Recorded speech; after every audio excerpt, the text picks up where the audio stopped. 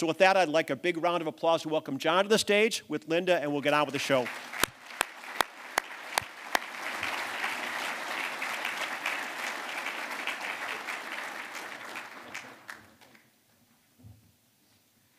Thanks, Dean. Thanks, Marquette. Thank Andrew. Thanks, Linda, for having me. I don't know. Do we have that? Do I have the slide, Andy, or no? No, we didn't do it. That's fine. That's fine.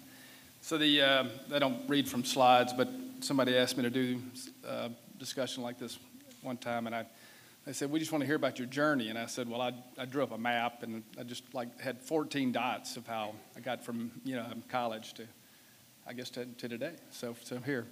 But anyway, my name's John Thomas. I think I need to thank Shaka the most, because I think obviously y'all are here to see him, not me. But so y'all can tell my accent. I'm not from here.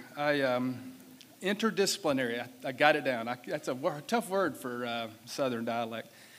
But so my career was started. My dad was a small-town banker, and when I was 8 years old, he gave me a piece of paper, had these fancy labels on it, and kind of raised in a tag, and it was a piece of stock in the small bank that he was a member of or an executive for.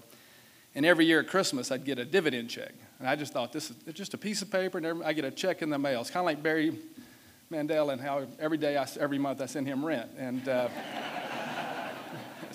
thought, this is really cool. I get a check once a year, and it's, I could actually afford my mom's Christmas present and things like that. But I was really fascinated by it, and this is the mid-'70s. I know I look a lot older than that, but mid-'70s, and there was a TV show called Family Ties, and there was a kid on the show, Alex P. Keaton. He went on to become famous for going back to the future. But he was kind of this nerd in high school and wore a tie to school. He read the Wall Street Journal every day.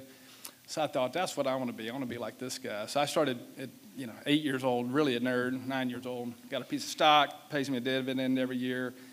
And I started reading the Wall Street Journal. And I was like, I want to be on Wall Street one day. This is what I want to do. And no idea how to get there, no idea even what it meant.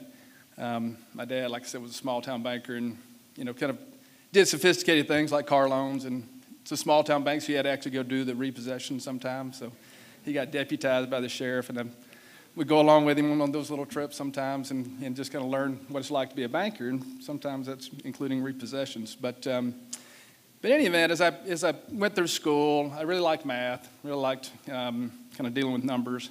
So I went to college and got an econ degree. We didn't have a real estate program. I played football, so football is, I guess, your own real estate every day. I guess that was the beginning of my real estate education. But played football and got an econ degree, and as I was finishing up that, I wasn't going to the NFL, obviously, and decided, I don't know, I need to see what I want to do next in life. And Alex P. Keaton also read Fortune magazine, so I had a subscription to Fortune magazine since I was 9 years old, and 8 or 9. And then so I took a list of the Fortune 500 CEOs. As I said, kind of had this weird dream or vision of that's what I wanted to do. Didn't know what it meant. And I looked at the degrees. They had a list of all the CEOs, and they had the degrees in one column.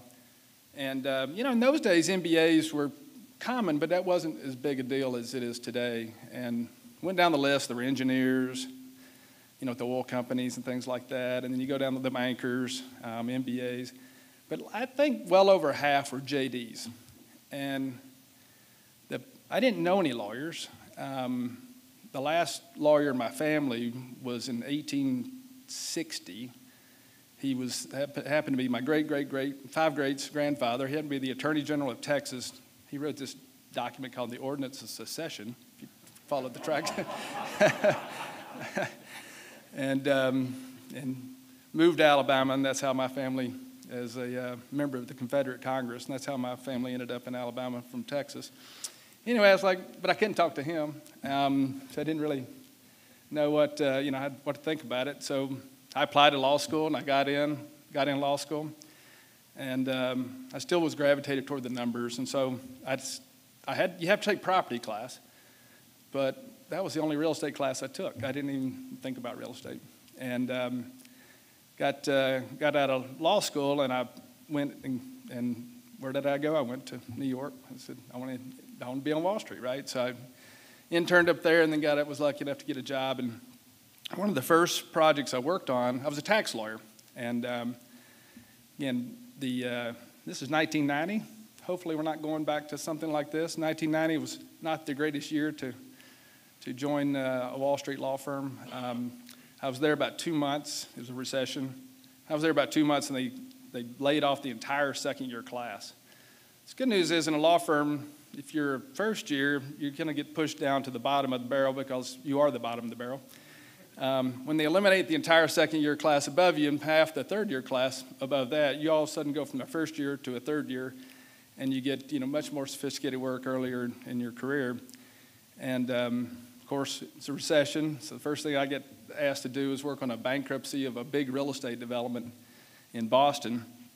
And we represented the big pension plan that was the reluctant owner now of this big real estate development. That's never happened to Barry yet, right? Never had one go sideways ever. So this one went sideways. This one went sideways, but the issue and the path to my career from that was had to learn all these rules around tax-exempt organizations and what they could do and how they could, in this case, reluctantly own this real estate development that wasn't quite built. And so I got to learn all about tax-exempt organizations and how they invest. And a little bit later, got married. Wife moved me to Kansas City, and partner walks in one day and says, "Hey, there's this guy in Texas that's put together some private money, and he wants to buy a hospital." I said, "Well, that's easy enough to work on." And he says, "Well, it's a tax-exempt hospital. Can you actually own a some kind of for-profit person actually own a tax-exempt hospital?" So I dug out my knowledge from working on this pension plan problem in New York, and lo and behold, there's kind of a way to do it. And that guy is now Senator Scott from Florida. That was kind of the beginning of what's now HCA. And we were so good at representing the people he wanted to buy.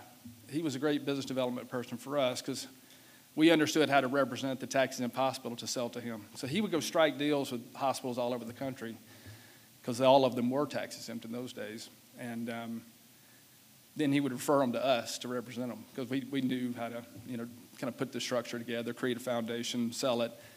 And then, again, Senator Scott built, that was Columbia, but he merged it with the Frist family and became HCA and the largest for-profit hospital system in the country today, and has been for a long time, very successful. But, it's just you kind of these things, this path just kind of continued on like that. And then one day, partner comes in and says, "Well, we got two hospitals that want to merge. Can they do that?" And I said, "Well, yeah, we can put that together because they're both tax exempt." In this case, it was two different Catholic orders. Now, I talked about my small town banker dad. My dad died when I was young. I was 16, surprise, Southern, drank too much, smoked too much, and ate too much fried chicken.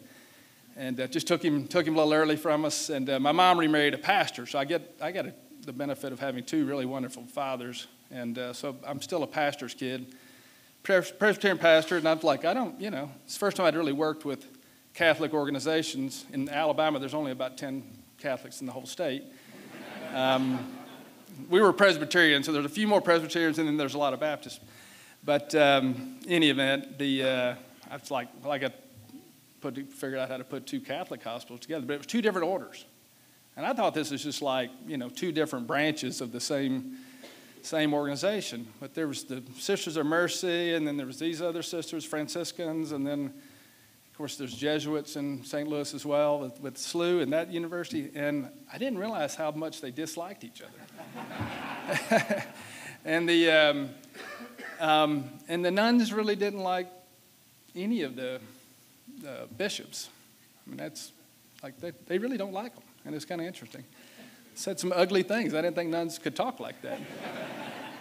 So we figured it out. We figured out how to merge these three, and I again forgive my lack of Catholic knowledge, but we merged the three together, and they really didn't like each other. And so 5 years to the day, we didn't divorce them, we annulled them, right? Is that the right thing to do? So we, in that interim, they hired me to come in the house and be general counsel, and I'd worked like 120 hours one week. It's, law's a tough business, and it was great. It's been great to me, but it's tough. You're expected. Clients call you at midnight, Saturday night, your kids' birthdays and everything else, and they expect you to have an answer for them in the morning, and right or wrong, you just had to have the answer. And if somebody called me and the client, one of the nuns, and said, "Hey, we'd like you to come in-house and be general counsel," and I said, "That sounds great. When do I start?" And so I went in that direction. You don't work any less as general counsel. Our general counsel here is Jeff Miller, who I've had the privilege to work with for a long time. You don't really work less. You just don't have to record the hours. It's just not, you have measures of success. It's just different. And so as we put those three hospitals together, then I unwound them.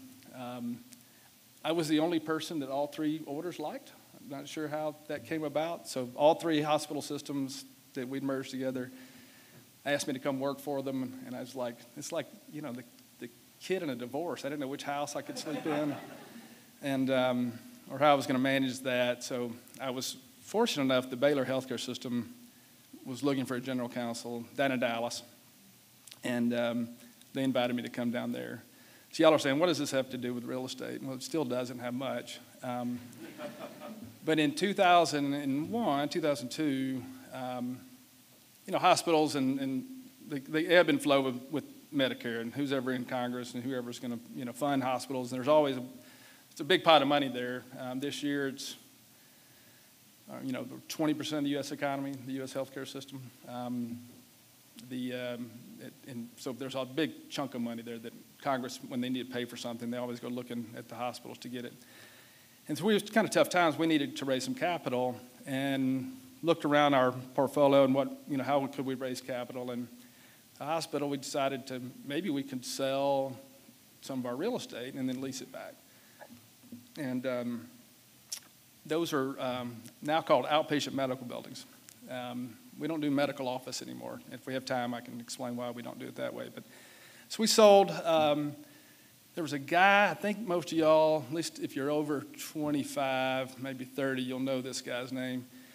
There was a guy who worked for a real estate, a REIT, Real Estate Investment Trust, one of our biggest competitors today. Kind of interesting.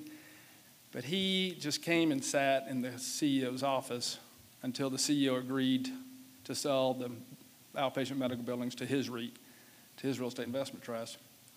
And he played football somewhere, I think maybe the Packers. Got any Bart Starr? Y'all remember that name?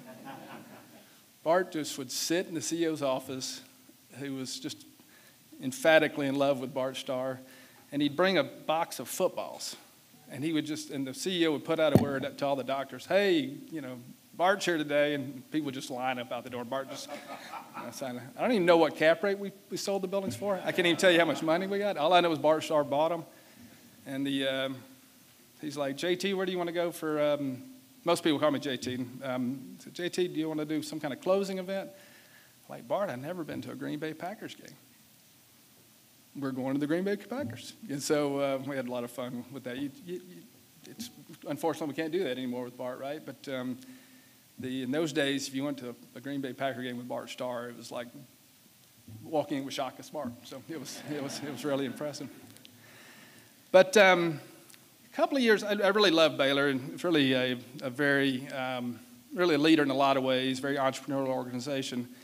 And Baylor, we bought a bunch of real estate, built a bunch of hospitals, built a lot of outpatient medical buildings.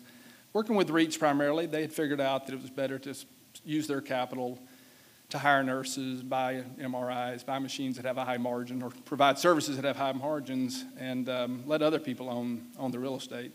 And they were happy as an organization, kind of with that combination of paying rent on some, owning some, and then using their capital for the best return that they could find.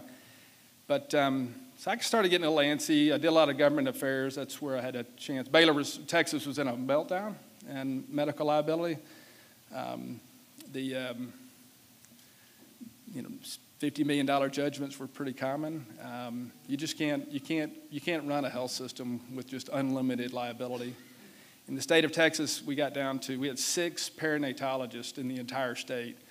Now, perinatologists, for those of you who don't know, are the doctors for babies that are, you know, severe cases, that are born premature or born with some kind of issue, and, you know, sometimes those babies will stay in the hospital for a year or longer. And we had 6 doctors in the entire state that would even take care of a baby like that.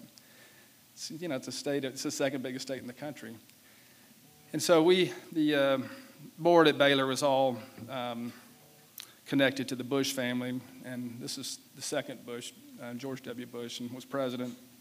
And, of course, y'all know who his Secretary of Health was. 4-time governor of Wisconsin, Tommy Thompson. Everything goes through Wisconsin.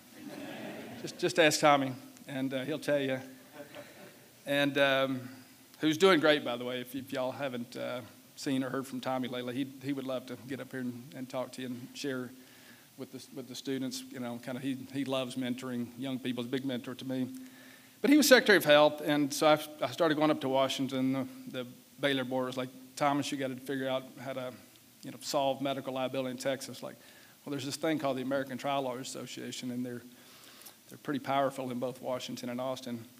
But so I went to Washington, met with Tommy, and Tommy got real engaged. He didn't like, I'm gonna offend some people. He didn't like trial lawyers any more than I did. And so we came through some ideas about how to maybe change the laws, both federally and in Austin. As y'all know, it's kind of hard to get anything done in Washington, but particularly when you have to get 60 votes in the Senate. We passed the bill 4 times in the House, but we can't get to 60 votes in the Senate. We got to 57 one time because Senator Byrd voted the wrong way, and he was 94 at the time, so maybe that tells you. I was just like, can we find 4 more 94-year-old senators? And of course, our current president was not very helpful. We even hired his son to try to get him to persuade him to help us. And Hunter is a friend, but he couldn't help us with Dad, even then or now. So, in any event, so we passed that legislation and in Austin, in Texas, and now there's an OB in every county in the state of Texas. And it's really, except for Wisconsin, probably the second best state for health care in the country as far as innovation and the quality of the care you get. And I can't even count all the perinatologists, because people are allowed to practice medicine, take care of patients, and compensate them justly if there's a problem. But I am concluding now with where we go to real estate. Is I was in my office one day and I got a phone call. And the phone call was, hey, there's this company in Toledo, Ohio that's looking for somebody to come in and help run their outpatient medical division. And I was like, I don't know, why are you calling me? He said, well, you're John Thomas, right? And I said, you know, there's a lot of John Thomases. In the ranking order of names, Muhammad, Mike Smith, John Thomas. I said, I'm certain you're calling the wrong John Thomas. And so he starts reading back my bio. They didn't have Chat GPT then. Somehow he got my bio. And he's reading it back to me, and I said, well, that's me, but you're still calling the wrong person. And I don't think my wife, who loves Texas, would even think about moving to Toledo, Ohio. I don't even know where Toledo, Ohio is. And started talking to my wife about it and said, well, we can call it Southern Michigan. That sounds better than Northwest Ohio. Jeff lives in Southern Michigan instead of Toledo, Ohio. So in any event, he said, this guy really wants to talk to you. Just go see him. It was December 15th. I go up there. It's about 15 below zero, which is, you know, I know that's warm for Wisconsin. But so I go up and meet George Chapman, and he described himself as a recovered lawyer. And he said, we'll recover you one of these days, pointing at me. I don't think Jeff has recovered either, but at this point. But I said, George, I love this whole idea. It sounds great. I always wanted to, you know, they were an S&P 500 company. I've always wanted to work for a big Wall Street firm. And I said, I don't know that much about real estate. I've managed other people to manage real estate, but I haven't managed real estate myself. I said, I just don't know that much about it. And he said, the real estate part's easy. He said, what we don't understand is healthcare. He says, it's what goes on inside the building that's really important to us. He said, the real estate part we can teach you.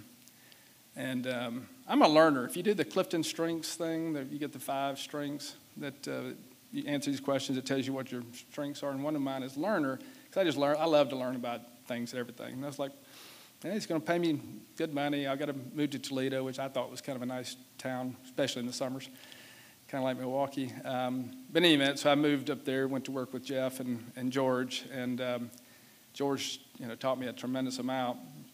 And really, George passed away, unfortunately, last year, very sadly, but he was a great mentor to a lot of people. And he loved mentoring young people. And it's just infectious. And I think a lot of what I like to do as well is because his mentoring. One of the guys he mentored from as a caddy to helping him get through a strong college golf career, and then he got to go to Yale and be captain of the Yale golf team, was a guy named Scott Brinker. And I thought Scott was probably the smartest person I'd ever met, after George, of course, and George would tell you that. But in any event, Scott was our chief investment officer, and he went on to go to work for this company called Healthpeak. And that was, 5 years ago, he and I started kind of getting together, because I always wanted to pick his brain. I just wanted to get, Scott, what are you doing to help drive Healthpeak? Healthpeak's a lot bigger than Physicians Realty was. But so we just, I was the only guy he'd play golf with anymore. He just, after he'd played golf twice a year, and I'd get him to go out on the golf course. And he started talking about, challenges they were having, things they were doing, opportunities they were pursuing, and just sharing notes, trying to figure out what we could learn from each other. I was learning a lot more from him than the other way around. And last summer, those conversations kind of evolved a little bit further. This is all written in a proxy statement now, so you can go read about it. But the thing that came up, that neither one of us were proposed to the other. We didn't, Physicians Realty, I'm happy to share all about that, but Physicians Realty had a great 10-year life. We just had our 10th anniversary last summer as a public company, and we'd grown a lot, been very successful. John Sweet really created an organization here in town. We got the governor involved as chairman of the board, and just one after another. We started with 5 people. We ended up with 110 people who work right down the street. And Scott and I just were sharing notes, and we really, both of us, I think, had the same conclusion of interest rates are going to be higher for longer. We both had great balance sheets. I think we had a couple $100 million in cash on the balance sheet. Healthpeak was similar.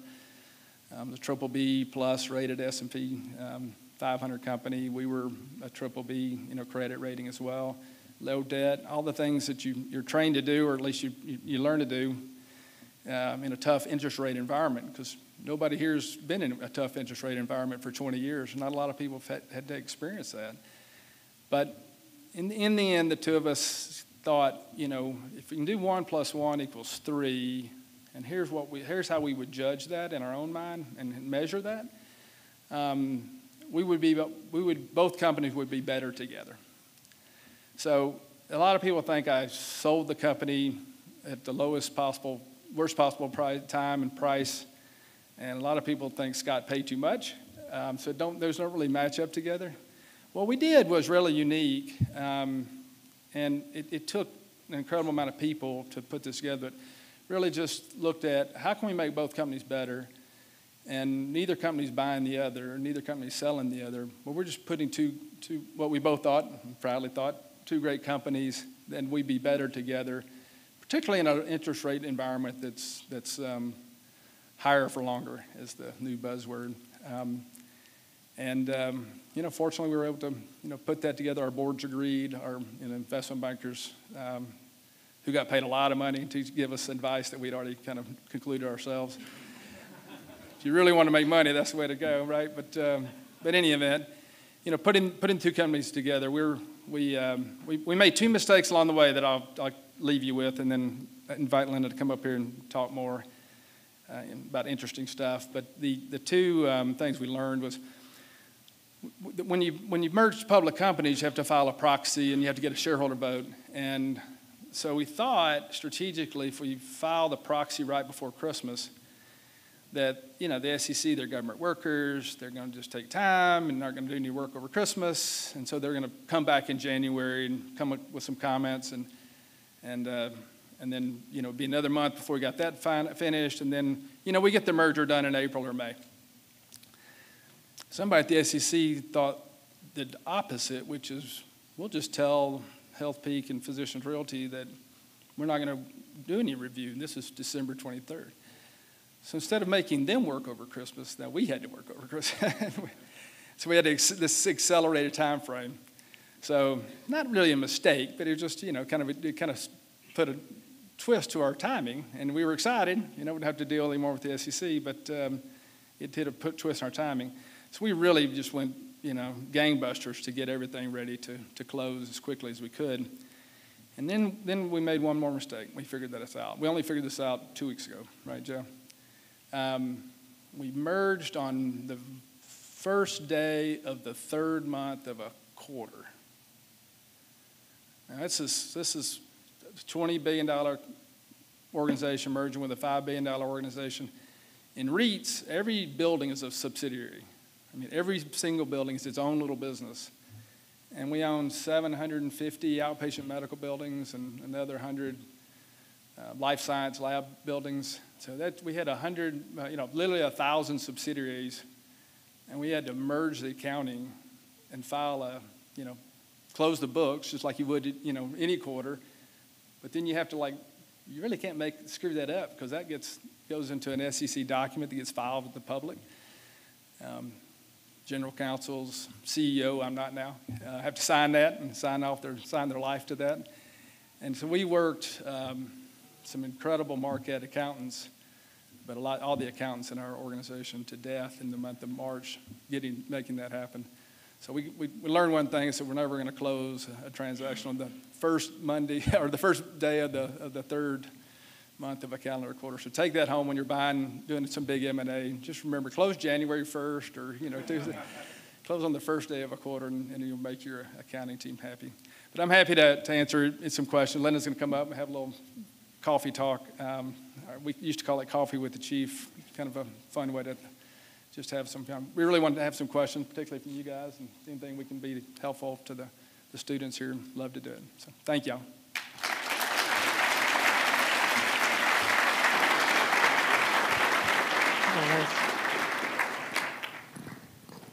Thank you, JT. Is my mic on? Great. Very interesting. So let's talk about the elephant in the room. Let's get the big one out of the way. So there's new DOC versus old DOC, which is the ticker symbol of the company. There have been some rumors since the merger that the corporate headquarters will no longer be in Milwaukee. Can you address the rumors about the location of the corporate headquarters? Yeah, it's a great question. So the corporate headquarters is Denver. Healthpeak's CEO and CFO and kind of the part of the C-suite lives there and based there. Where they really work and play, not work and play, work is flying around the country visiting these 1,000 subsidiaries we have and our investors. But as I've talked about, one of the things that Scott and I kind of thinking about the principles that we laid out for ourselves is, let's put the best team possible together from both organizations, and let's look at each other and which organization does what really well, and maybe some things that the other doesn't do. And one thing we did, and we at Physicians and here in Milwaukee, was kind of internal management of our buildings, internal accounting, internal property management. And Healthpeak had a different strategy to do that. For years, it outsourced that to a CBRE or JLL or whatever. One strategy over the other is not better or worse. It's just two different strategies. And we and Scott thought as well that internalizing all that for both companies would be one of those principles that would make both of us better. And there's a lot of revenue associated with that. So a lot of the synergy value of the merger and the cash value revenue side to our shareholders really comes from that internalization. Well, the big, kind of focal point of that was Milwaukee. And so we actually have more people today in the Milwaukee office than we had 2 months ago. The Milwaukee office is a central hub for the entire organization. So like I said, we have 1,000 subsidiaries all over the country, and the internal accounting is here. So we need more Marquette students. We need more Marquette accountants. Probably need more Marquette lawyers and real estate professionals here in town. Again, where the CEO sits and lives, and it's important, is Denver, and I'm vice chairman, and I still work. I haven't retired. I'm like I say, I like to do the fun parts of CEO without all the headaches, and he gets paid to keep the headaches. And I love Milwaukee. Governor Thompson was chairman of our board and continues on as chairman of the finance committee of the combined company. He's used to having the gavel, so we're getting him adjusted to not having the gavel the whole day. But now Milwaukee is a very important part of of not only our history but our future. And the organization is going to grow. And again, one of the key principles about getting bigger and having the scale that we have, over $25 billion in assets, is that scale and the people we need to drive that growth in the future. Well, that's good to hear. What do you see as the biggest challenges facing Healthpeak properties in the current environment? So there's the interest rates, but the good news is interest rates, it's not a matter of what the rate is, it's a matter of kind of the relative valuation where you can deploy the capital. So in some ways we're just selling cash, and we need BMO I met somebody earlier from BMO. BMO is one of the banks that we work with. They loan us money, they charge us interest. We have to go find an asset or develop an asset that's going to yield more than that. And it's hard to make that match right now. Construction costs spiraled with inflation at the same time that interest rates went up. And they kind of go hand in hand in some ways, but in other ways it made it hard to really deploy capital right now in an accretive way. So we can do other things in the meantime. The underlying fundamentals of business, and this is one of the things that frustrated Scott and me in our deliberations, the underlying fundamentals of outpatient medical business couldn't be better. We have 95% leased. During COVID, during the pandemic, Physicians Realty collected 99.9% of all rent that was due. Now, we worked with hospitals and physicians that needed breaks from time to time, but we collected in the end 99%. And that's commercial real estate. It's the best performing commercial real estate there is. It's just very steady. And we knew it was recession resilient. What we didn't know is it was world pandemic resilient, but it very much was. And so the underlying fundamentals of our business was fantastic, and still is. Lab's a little bit different. Lab has been a tremendously hot real estate for 20 years now. And these are big, sophisticated buildings. And they have to be built in really specific locations to be successful. So Cambridge, Massachusetts, South San Francisco, and San Diego, it's where the science is, it's where the scientists are. So, you think about Boston with Harvard and MIT and all the science that's there, and Mass General Hospital with all the clinical data. South San Francisco with Stanford and UC Berkeley. We certainly have the intellect in Wisconsin to have that, but those core three hubs have really kind of created, the lab business. Lab was so hot for so long, a lot of people started developing buildings, in a speculative way. So right now there's a little bit of supply and demand issue. So our underlying fundamentals in our lab business really is fantastic as well, but we need to lease space there to show the market that, our buildings are better than the empty new buildings, down the street.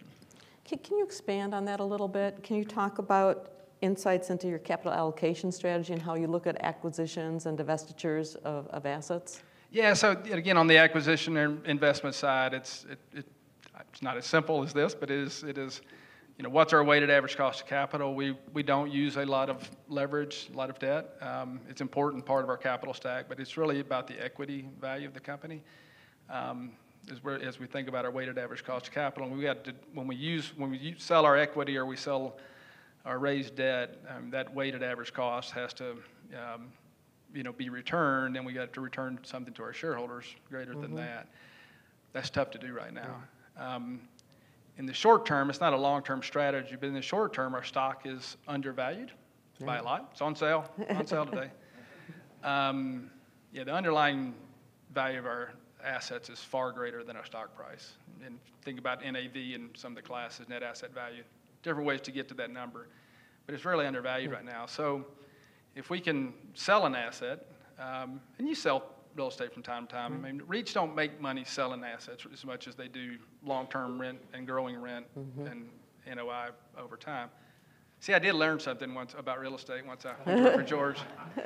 But you know, for over time, you know, that the rent's got to grow and it's got to exceed your cost of capital until you got to return it to your shareholders and generate the shareholder return that we all are looking for, and the dividends, like I got, you know, like I still get from the little bank. And so right now, if we can sell an asset, kind of recycle that capital, there's a couple of places we can deploy that. Some is in real estate development, so hospitals still need to grow. They need to deploy more outpatient services. And we can buy back stock. And so we can sell, if you think about cap rates or yields, if we can sell an asset at a 6.5 cap and our implied value of our stock is maybe a 9 cap or an 8.5 cap, there's a lot of accretion there and benefit to our shareholders. So not a long-term strategy, but in the short term, it's a good use of recycling capital. But to do that, we have to sell something, and we're not raising debt. We're not changing the capital structure of the organization. We sell an asset, stock looks attractive to buy back. That's what we'll do, and again, that benefits our shareholders. It's interesting. So, JT, as you hold these assets long term, how do you deal with the changing regulatory environment and the changing delivery methods for healthcare? Yeah, great question. So, I keep referencing outpatient medical care. You know, since 1982, President Reagan, you know, put in the prospective payment system in Medicare, where you know, Medicare just sets the rates that it pays to healthcare providers, and the healthcare provider used to be cost. You just figured out what it cost you to provide the service. You add 10% to that. You mailed it in. Medicare sent you a check back. They even did that with capital, so you could build buildings with taxpayer dollars and actually make money doing it. The hospital themselves could. That all changed with the prospective payment system, and the clinical science and the healthcare providers, just to survive, had to figure out how to provide higher quality care at a lower cost. And y'all all say, well, we talk about that every election, and never has happened. It continues to happen, and we still have a long way to go. But that began a real movement of moving patients out of hospitals and into outpatient settings. Beginning 4 years ago, I mean, I'm sure if I raise a hand, which I won't, because it'll indicate usually some age issues. You know, 4 years ago, you had to go to the hospital for 3 days to have a knee replaced or a shoulder replaced or an elbow replaced or a hip replaced. Today, almost all of that is in outpatient surgery centers. You go home at the end of the day. It's kind of interesting if you ever have a chance to watch one of those procedures. I mean, it's like they use a hammer to put these things in. It's unbelievable. But that's the trend, and the cost of care has got to be done in an outpatient setting if it can be. So hospitals we need for trauma, we need for complex heart surgery, we need for complex cancer, and really about everything else can be done in an outpatient setting. So we own some small hospitals and some kind of specialized hospitals, but very few. What we invest in is outpatient medical facilities. And during the pandemic, what a lot of hospital organizations realize is they don't have enough outpatient care facilities. Right. So if you didn't have COVID, and we did a survey in our 5 biggest markets, if you didn't have COVID, the survey we ran showed you didn't want to go anywhere close to a hospital. In fact, people wanted to be at least 2 miles away from a hospital. So I'm not sure where Dr. Fauci came up with the 2-mile rule, but that's what our survey data showed.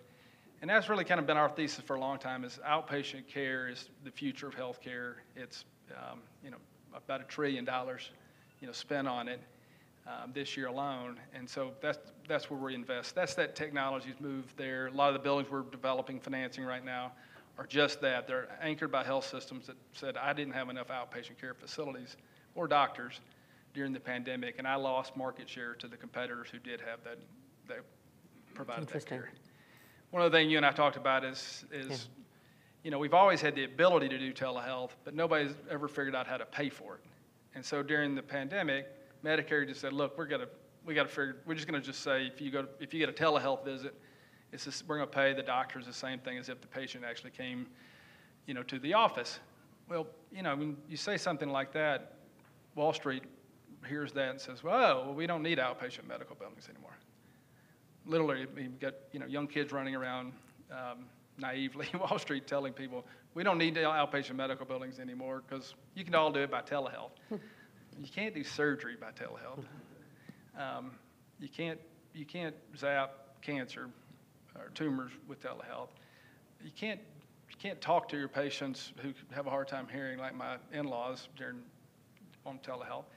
And it's great, kind of additional income to the doctors. There's great efficiency to the physicians. There's great efficiency to patients for follow-up or pre-op or things like that.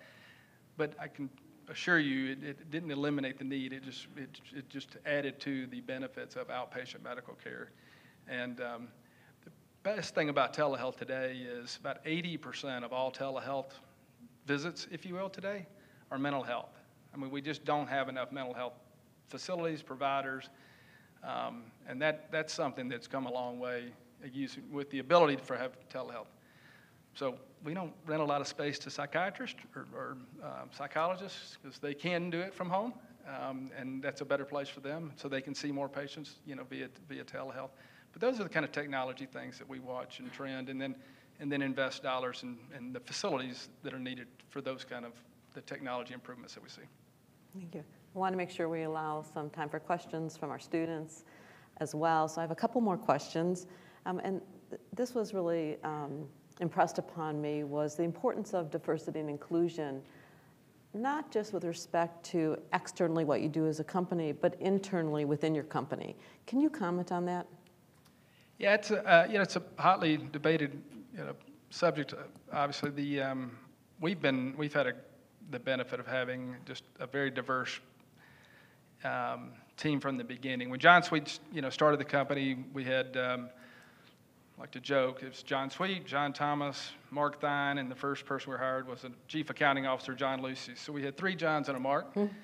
I said, now we got to go get a Sarah and a Ruth. I don't know any New Testament, Mary New Testament names. I said, we got to go get and then we can hire a Matthew and a Luke after that.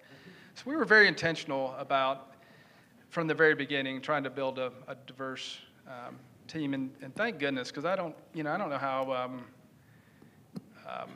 when George Floyd happened, I mean, we had a very strong, diverse team at the time, a lot of African Americans, over half the firm women, had African American men and women. We had we had every religion represented in the organization, and we didn't so much create a chart and say we're going to check all these boxes. But as we recruited people, we did have essentially what a Rooney Rule, if you will.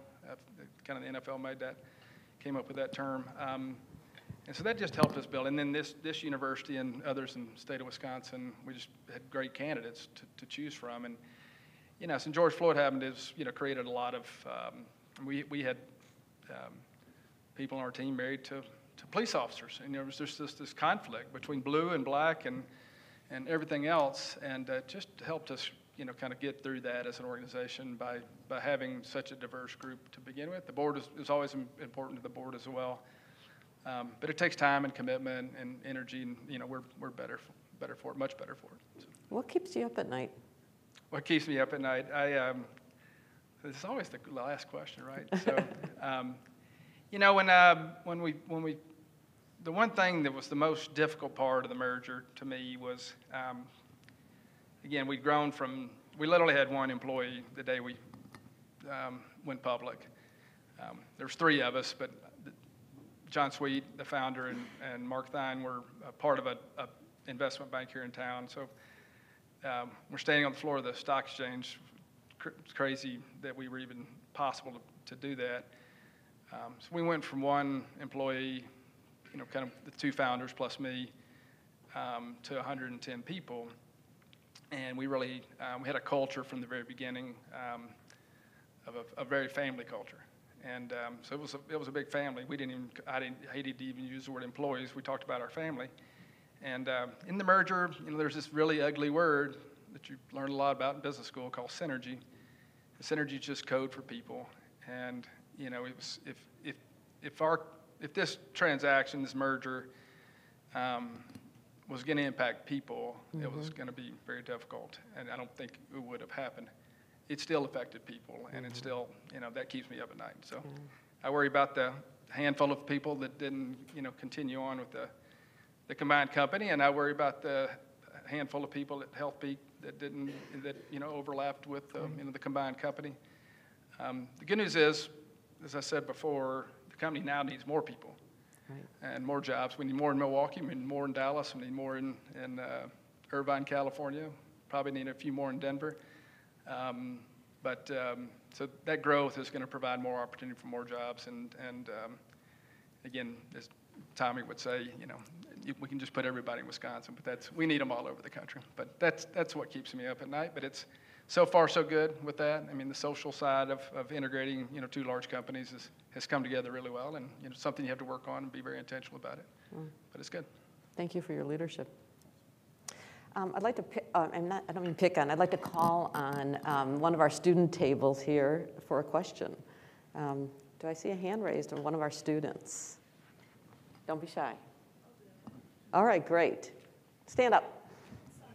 Yeah, my question is... Do you want the mic? Sure. All right. Thanks. I'm just wondering if you can speak... Say your name.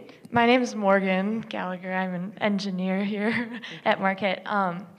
Can you speak to the value of interdisciplinary collaboration and how it's helped you personally and professionally in your growth and contributed to the growth and success of your company? Great. Thank you. Boy, she's going to make me say interdisciplinary again. Had to be very intentional with that. Yeah, I think, as I said before, y'all are having a huge advantage in the real estate industry, in engineering, having the great school opportunity here. I didn't know what I wanted to do growing up, and so I as I said before, I kind of ventured toward law and tax law in particular, but that just gave me the opportunity to see lots of businesses and meet lots of people in lots of different industries with lots of different career backgrounds. There's a lot of engineers that are CEOs of public companies, right? And so a lot of physicians. Met a guy came up to me whose dad's a physician I know, and who's gone on to be more in business than practice medicine anymore. We need more physicians, and but physicians are finding better opportunities in business. So I just, like I said, I'm a learner. I don't know, probably pick up this one skill I have, but I can talk to anybody, and I usually will talk to anybody. I'm the annoying guy on the plane. If I don't have something to do, I'll sort of figure out who's sitting next to me and what they do. And you learn a lot about things that way. And so don't be shy. One thing I do like to say to students a lot, though, is you got to learn to listen more than you talk. And I'm talking too much today, but I think that's a skill and something that when we evaluate people coming into the company, it's how do you communicate? Get off the damn text. I mean, just stay off social media. I mean, I hate social media. It's a tool, but it's useful. But it's being able to communicate is so important, and face to face, and like you're doing, Morgan, looking me in the eye, and I'm looking back at you in the eye. I think those are the things that you just have to listen more than talk.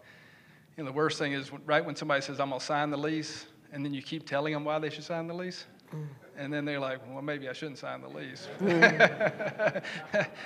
As Barry will tell you, it's all about the lease, isn't it, Barry? You can't build a building unless you take a lease to the bank.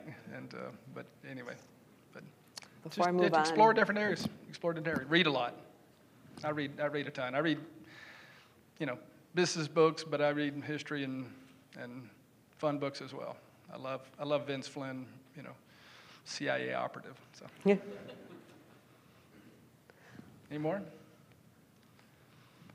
Yeah. I'm very excited to go back to Scott and your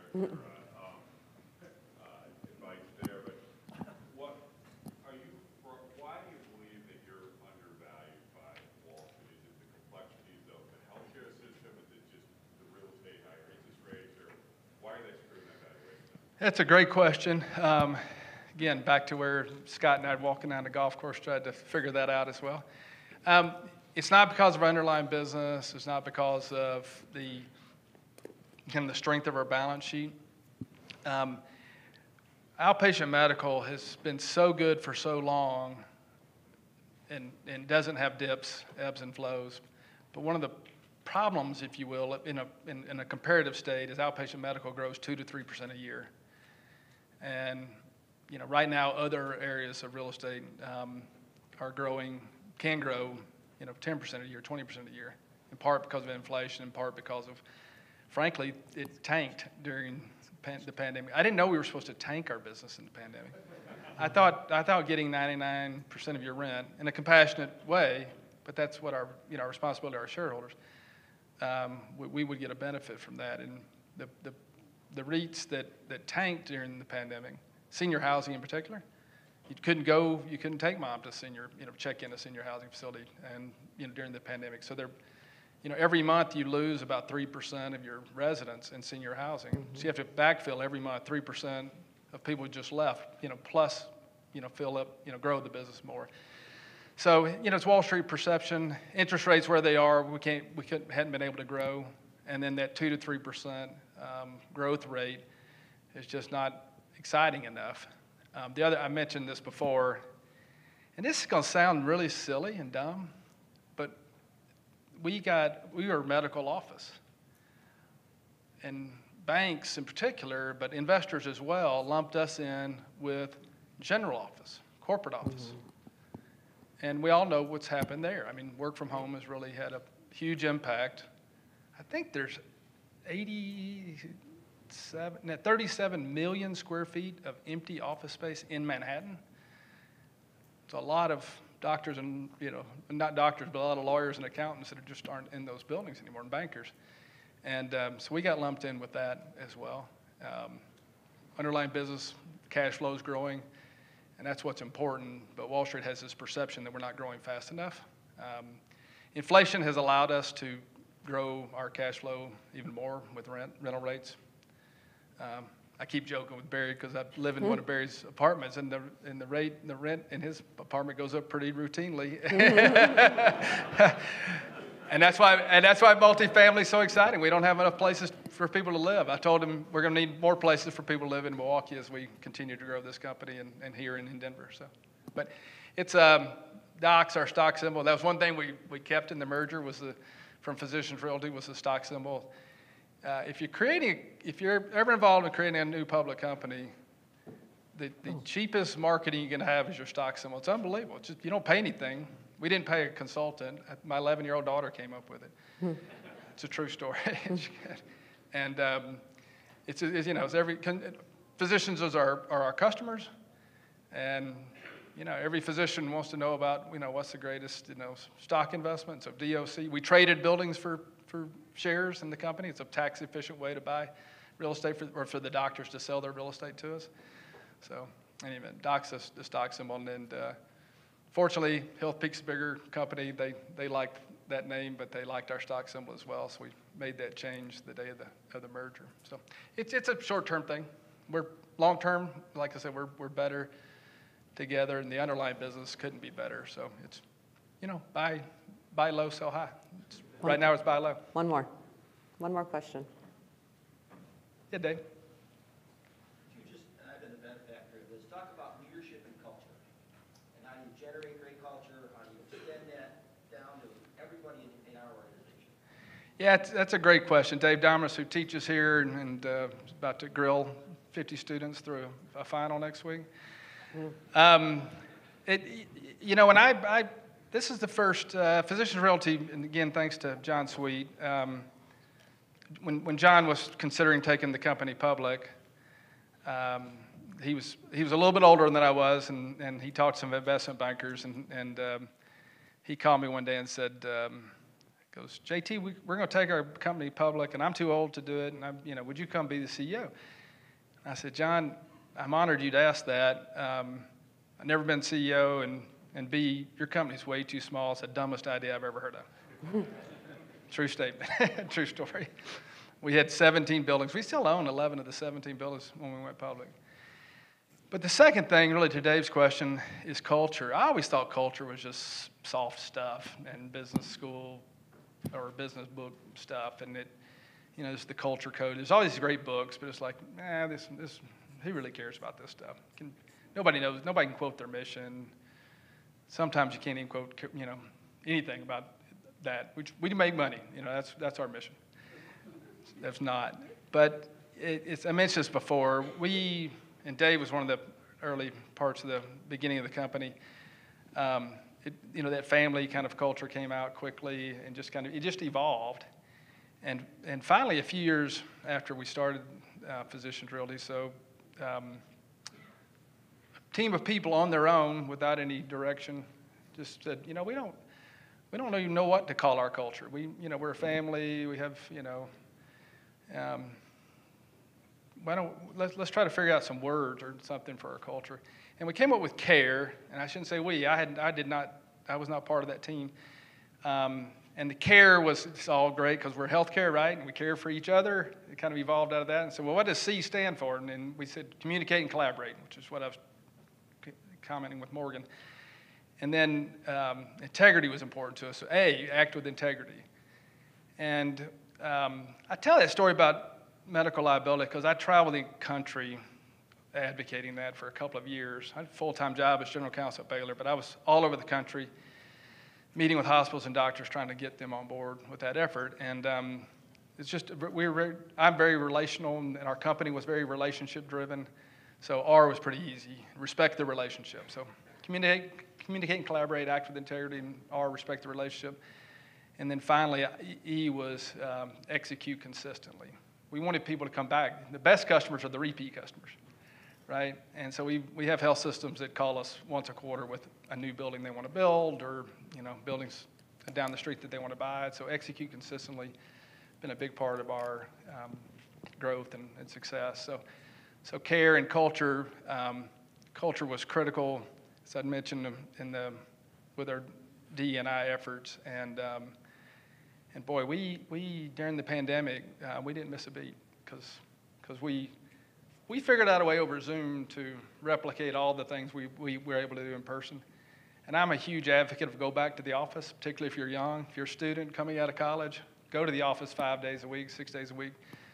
Maybe take Friday afternoon off, take care of your family. But that was a big part of our success was the culture and that family and that care attitude that we built those first 8 years before the pandemic and rode through it. If you ever want to see a Christmas or a holiday party on Zoom taped very successfully, we'll have to put that out on YouTube someday. So I've taken way too much of y'all's time. Thank you.